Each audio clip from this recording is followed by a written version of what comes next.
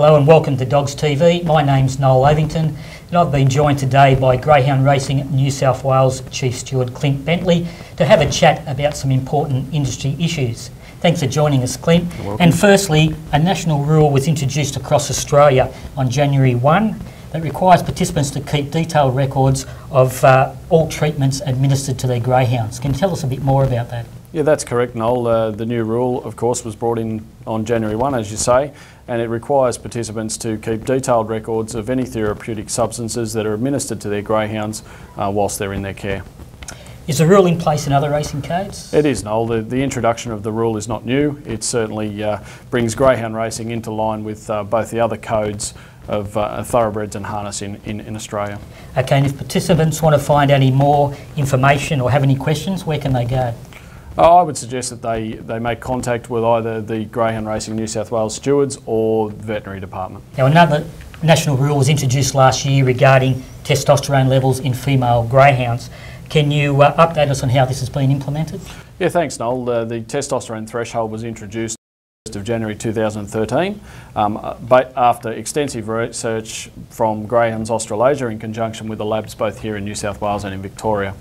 Okay, now all trainers being found guilty under this new rule have been issued with fines. Why is that? That's correct, Noel. Look, we undertook a decision here in New South Wales, and we also had support from the stewards in other bodies around the country that we should be giving some leniency to trainers in the early stages, given that trainers have been using testosterone to keep their bitches off season for a number of years. The threshold is new, and we felt that it would take some time for trainers to adjust in the early stages. So, can trainers who face an inquiry under this new rule expect only to receive a fine?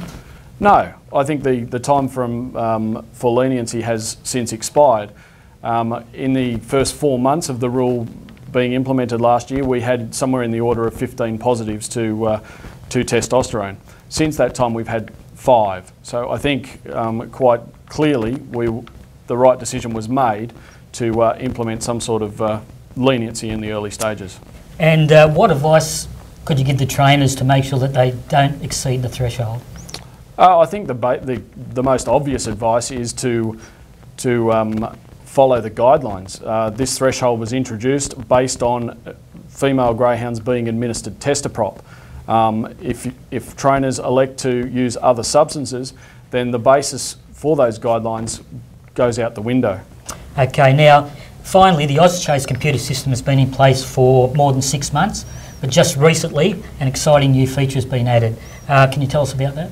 Yeah, once again, Noel, OzChase obviously has been slowly developing over the last couple of years, and it's probably got 12 months or more to go. But just recently we introduced, as part of the online noms portal, where trainers go to nominate their greyhounds online, a facility that provides the trainer with the grades for every greyhound in their kennel at every track and distance across the state. Okay, well, we've covered a few things there. Clint, thanks very much for joining us, and we hope you found that interesting on some of the issues that are facing the industry at the moment.